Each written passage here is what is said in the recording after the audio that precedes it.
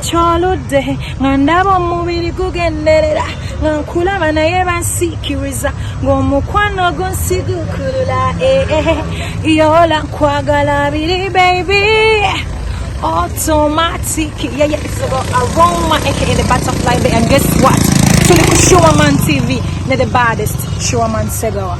Keep it locked.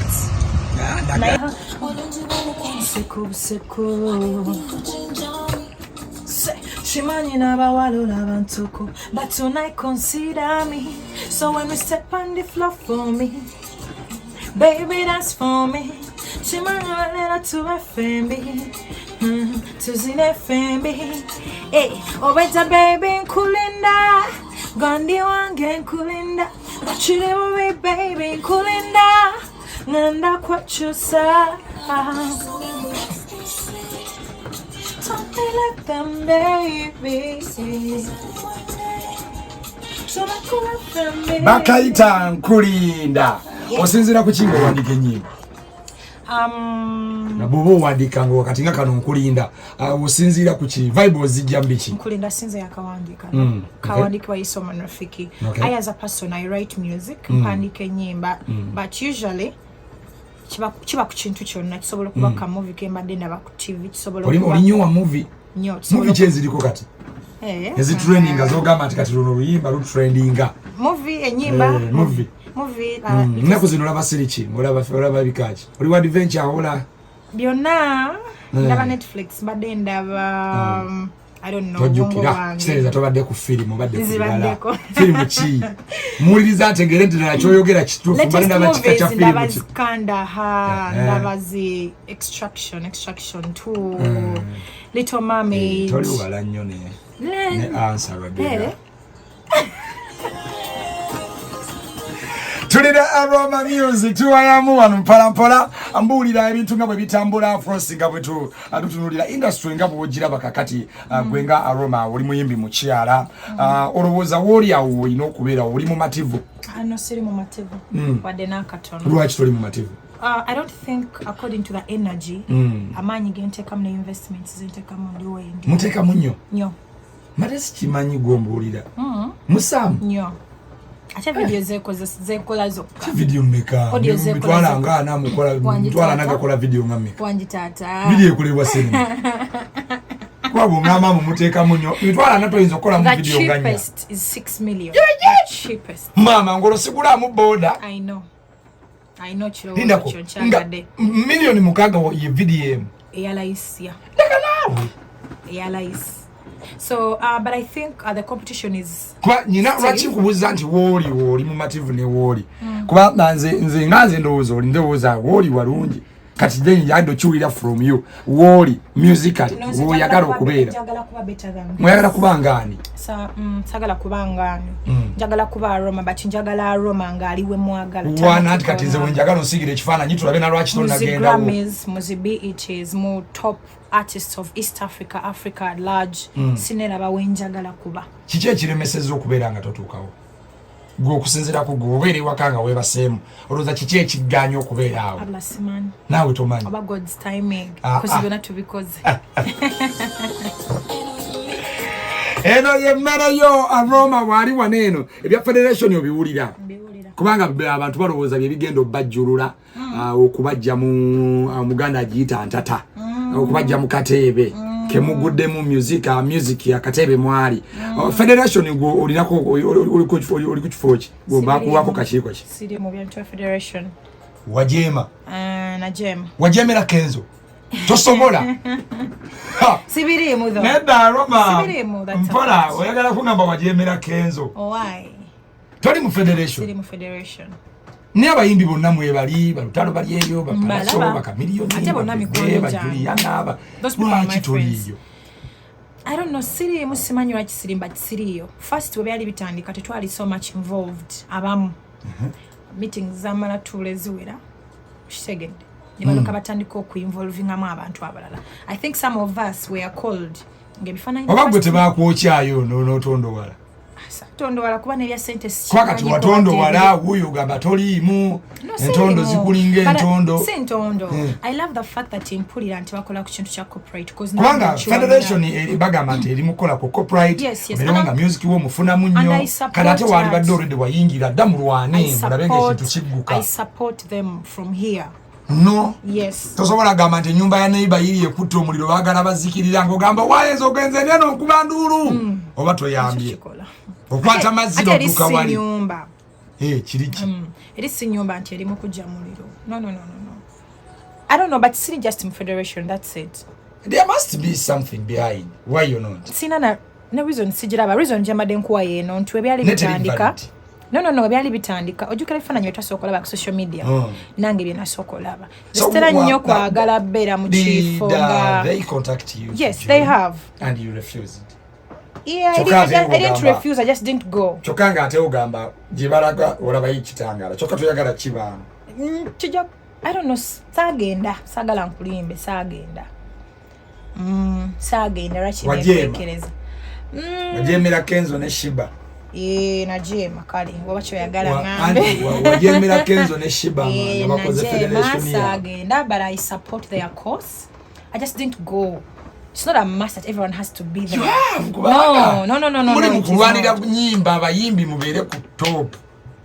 The reason why I didn't go, I'm still gonna say it again. It's because I wasn't involved from the start. Mwiba kuyita wagana. Stera nyo kwagala bera kanyanja munyanje. Niba kuyita ogabi ba kuyita. Later on. Auntie. Just in the sagenda because name omubasa wagena neita munga te waliko ne bakusula ebbali. Tekisabuka kwa corporate government yegeno gise gena be applying kubayimbi bonna. Semanga amwenyereketa gani ekyono yaganira ki federation no so taloli wakati wabalwana federation n'abali mu kujiwagira oli kuside kyetu kirala nashoka nchogere another problem is omuyimbi nganze ainabye nchogere ntya ebedala tukirize tugane abantu badira federation ne baji politicizing you get abantu mu public balowooza federation is political kati ate abamu kufe nganze want to be apart something people are politicizing because I'm not political.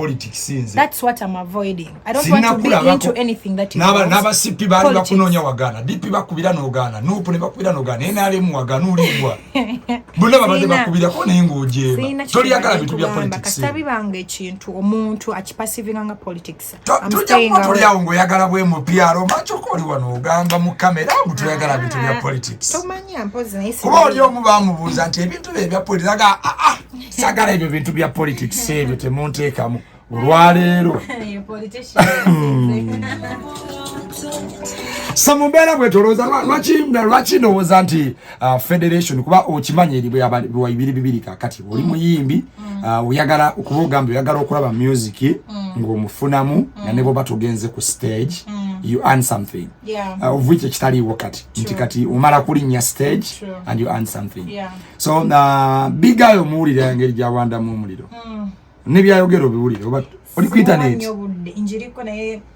obiraba ebigenda maaso miraba naye boys mwabuddenze so bigayo ekibiina akikubye ekibu kiggwawo ate kinnaggwawo kuba tasobola kimala osi yakitandika baba sindi ekibiina akikubye kiggwawo mwe abayimbi mutuddeka musirise abakitandika bajjalwa n'entalo zaabwe era munayenze nabadde nkulinze wano mbuulire obulumi bw'omwoyita okulira nga federation eyagala okutaasa abayimbi abantu bagikuba eggwawo man again this is the problem isonga lwaki siri part of the federation is one cause abantu insistinga federation eri political which is not true and I as a Roma sandiyagala better part of any politics right now. Okay. That is the only issue. So tugenda ku music y'owonga Aroma. Endongo eno gy'oyimba. Eno kino ky'oyimba bakita style ki?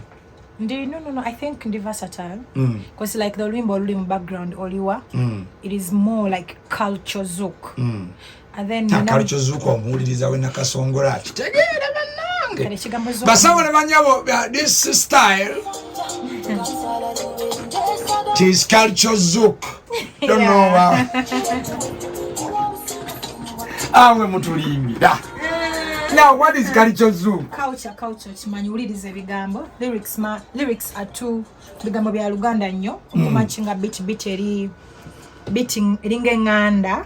So that is culture zouk. But enyimba je mbiyimbamu siri mu biyimba atenga kadongo kamu. So it is more of culture zouk. Oyinawo abayimbi kati abakubye wano nga bakyala nga obegomba mu Uganda ng'ogamba nti abo bakubye nnyo. Nonze nina abantu bempagira. But okwegomba kirala. Okwegomba usually kirimanga kwagala bera muntu. Chobola nange ngambye kwegomba sigambye kuwagira.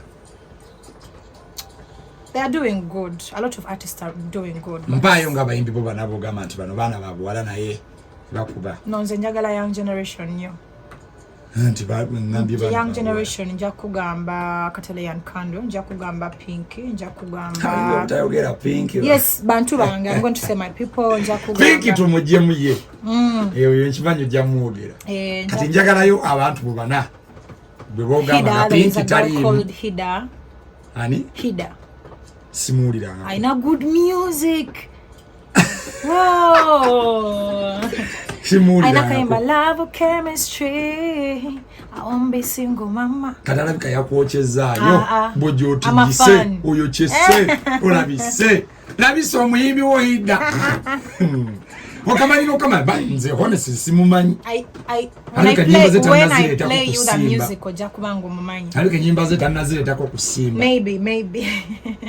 So anyo mulala. Bana abaliwo bashiba bakuyimbira bubi bana. No, nkugambye I love and respect those people, but njagala nya tene generation empya. Kwa boyogedde abantu babamanyi Hida.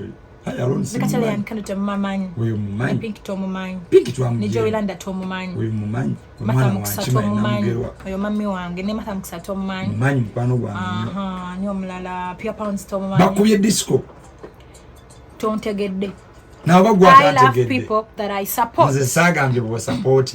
Nagayebe wegomba. Benegomba. Kati yagala kugambe who am inspiring artists. Ate na nyine cyane cyenjagala. My inspiring artists.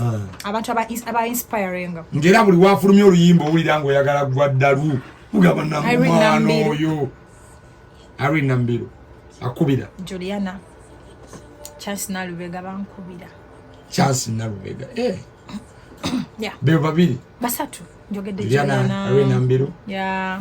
Then there are of course the people that we love and respect that bakozenyo, the likes of SHEEBAH, the likes of Cindy. So who do you love to do any song with? Bona. Ani gwo uliranga buli kaseera bw'oyagala ogamba yo n'agimpa kolabo. Juliana n'agimpa. Tetutuula. Tugendera bo mu studio mwana n'abitandikirawo ennanga nevuga. Juliana n'agimpa. Juliana kanyomozi. Yeah. Mwegomba nnyo. Yo. Nakwa kolabo. Yeah. Woli wano ne interview ogireka. Nakuba kati nagayo aroma jangu tukole. Fubu tukawala. Leka nawe.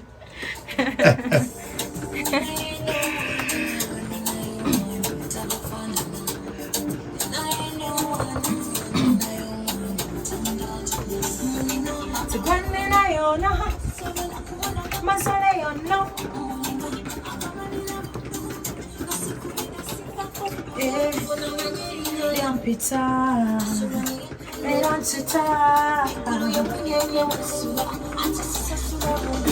so Google went to get a sirina mulala, zena kubala bilala, sirina mulala, omukwano njagala gube nga guchimala, sirina mulala, went to get a wali wano aroma kemba bakera sirina mulala enyimba mpitirivu nnyo zolina tetunawulirayo concert yo yonna anytime now banno bakola naye gwe ogenda bugenzi kubalaba uli kuki saagala munsekerere tuseka noseka ffe bana mugeya bani chuaman nedda nzo mpayira nze abantu abamanyi tebato walina yali akingambye nti ngeya ngendedda ani ngeya nze So, no, I want to do a concert when I'm fully ready as an artist. Bayimbi banno bakoze neba bayimbi banno bonyine bo badomenya mulimu abakoze Mathematics yakoze kintu neki nawulira nganze omuntu ngandi olaba ali mukugeya mutuleze mukamera oyageya togeza naye mwabachi sure man mwagala ki songa urozi mwagala kitayandi badego and he's my good friend. Kachwachogeya. I gave her 100% my support. That's what I'm saying. Let us be ready, please. Don't pressure us into doing certain things. Let us be ready. You're not ready for nyimba zino zona hit zolina. Hit nyingi true. Enyimba zakabe nyingi true. But nganzo omuntu kambere ready. Njachewulira muntu kati am ready. Wakuba kayimba kamagola ne manya bagenda jiwanikayo magola concert ya AROMA kitwagira. Gumikiriza. Ndi. Tomanya guno mwaka gukyali. Kakuba kayimba kaguru ne AROMA bakayitana kumala tuje. Nali sina kubiba. Anze ndi mwana mtoto. Tofunanga yo disappointment yo number. No, first of all sina na ex. No, people will disappoint. Ne wayimbye no gamba nti ngogende. Kumala sikudira. Abwema baganenga abakutama. Olina disappointment yo na mu music. Charity. Binje. Njala the best disappointment ngogande. Obuzibu sobola zogera. Mu music. Ujirina. Kuzosobola zogera iya nenga mweziri. Toine yo bude bujukira nogati niba nango lunaku. Charity. Tunyumiza. Obuzibu sobola byogera. Kwagwe kweka kaza unyumya. Sijjo oswadde. Unyumya. Sijjo oswadde. Ate kichasi njo kubere kya kabi. Kati nula bakayo bavaagwa. Zamani chadda mavuge mwe ya. Nebwe kayeso. Waliriza omwana omulungi bamujewa. AROMA wali wano. Yono. Nebannange mwana kukansuke kugweko mu kapaate tuli kumpewo. Bana abawuliza balokola. Manager vayo. Yakuru manager ujosemberanga ebintu nga bino. Omanyi waliwo abayimbi wadde mutemusikiriza. AROMA wali wano. Waliwo omuyimbi gw'olaba n'omulaba ku stage ng'osse n'ebizibu ne bikweyongera yennyini atugubala mu musibu byayimba ebyalabu tebimufaanagana. Banyiga.